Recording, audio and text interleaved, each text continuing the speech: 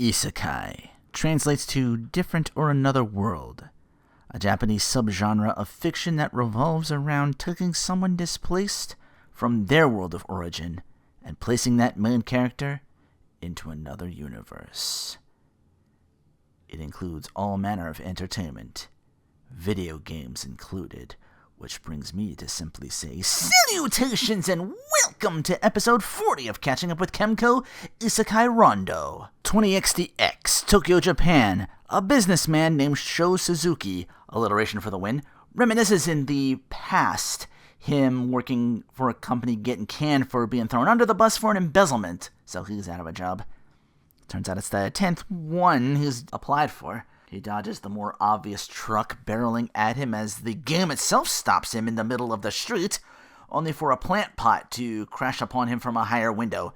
And off in the world of Facultas he is. As a wispy ghost, you appear before Facultas' deity, who gives you a second chance.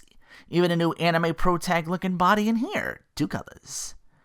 It's the body of a fallen adventurer that Sho decides, with a blank guild card in hand, to name himself Shaw.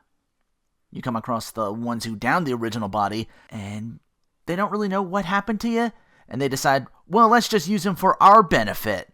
I played enough of these games to know that if they don't have portraits when they dialogue box with you, they are A, not important, and B, not the party you roll with. Things go awry with your quests, and they toss you into the sea, so thankfully wake up no worse for wear and finally meet party member number 2, Viola, on a deserted island.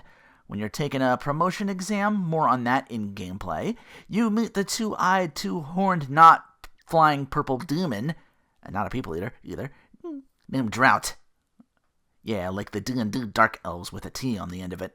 He is worried it might be his sister, who can't help but bite things in another quest. So she chases down who you're looking for, and that's when you meet up with Famine without the E on the end. Famine? Gameplay is very JRPG coded, like Shaw is in one, because he hears a voice, he's like, oh, what did that... He kind of breaks the fourth wall a little bit when a menu shows up and says, job class changed from unemployed to sage. Which I thought was interesting. Usually your main's the swordy type and the second person's like a wizardy type. This game? Other way around.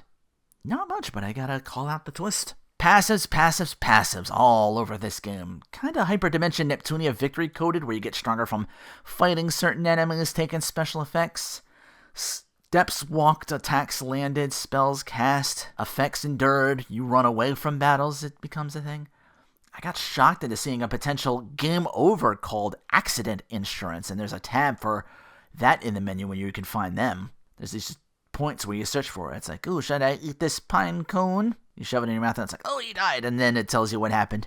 And then it just resets you. No damage sustained. Time's just rewound. And Shaw remembers. It's like, oh, I don't want to do that again. This game is ruled by said passives. Unlocking quicker movement.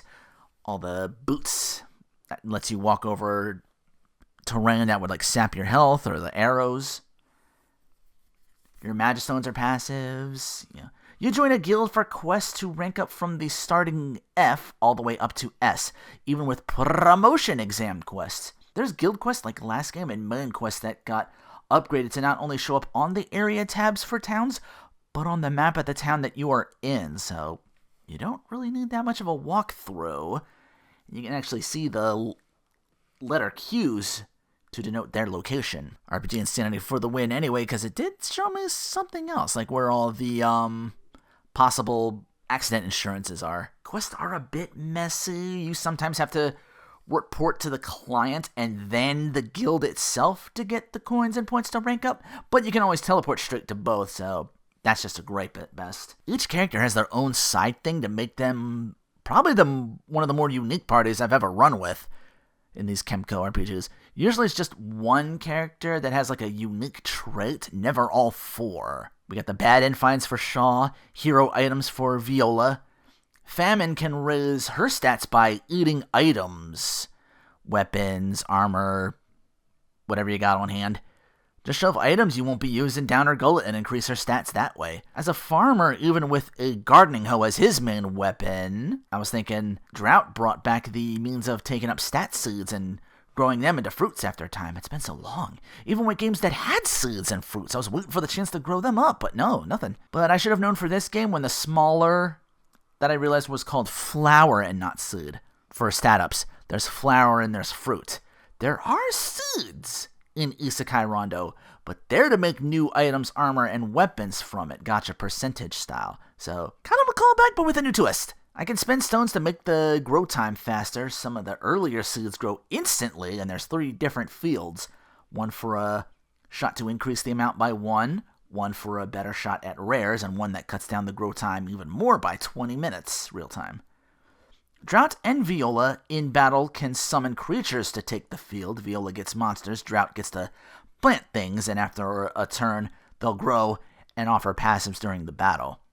Meanwhile, Famine gets monster skills to employ as her separate spells that she can learn by, as you figured, shoving monster stuff down her face. Platinum-wise, this game's going to have you quite busy getting all those tier reward unlocks, grinding for passives, all quests done, all arena tiers done, the latter of which requiring post-game dungeon unlocks just to do it. I had Famine so gorged up on items, I maxed her out at almost every stat, and I still had to luck out to find just one enemy drop for her to get the 10th monster skill and final quest, just to unlock because that's one of the prerequisites for the final tier, to get the trophy for that. Treasures respawn in the game, which is nice, but they make you post-game just the platinum, so be a little more ready to grind than usual. I'm usually done by the time before I even reach max level in most of these later games, not this one. So overall, Isekai Rondo is going to be one of the more ambitiously lengthier titles you would play. I had to single this game out and binge. They do dungeons in a linked kind of way, usually, with like 3 parts to each dungeon. Like this forest, Area 1, Area 2, Area 3. And there's usually like a boss guarding a gate or something like that you can refight over and over again. And then go through the gate if your rank is high enough. Or sometimes you'll have a guy sit there and tell you, oh, you can't go down here, only rank what, blah, blah, blah. You're going to have to turn back. So yeah, the 3 parts does make it a bit of a slog, especially if a quest calls for this certain area's second part. You'll have to teleport to that area and trek through Area 1 just to get there each and every time.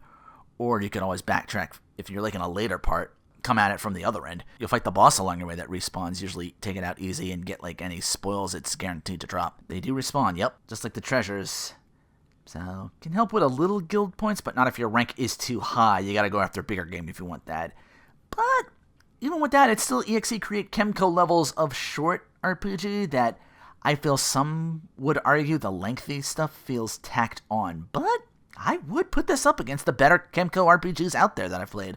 There's not many I can say that, yeah, I'd pay full $14.99 for this. Just the difference in story and the many tricks and the goofy ways your main character can die honestly made for like a unique experience that I would argue, hey, spend that $14.99. Go check it out. So that's 40 Kemco games in the pocket, in the rear view. I approached this next one with a bit more trepidation until I saw the trophy list was all common save for the platinum. I say trepidation because I never finished the last full price $19.99 US Kemco game, Patty in the Meridian Tavern. But as long as I can finish this next one in a timely manner, episode 41 will be The Smile Alchemist. Or at the very least, just talking about that game and whatever game is next on the list. Either way, until next time, take care and thanks for watching.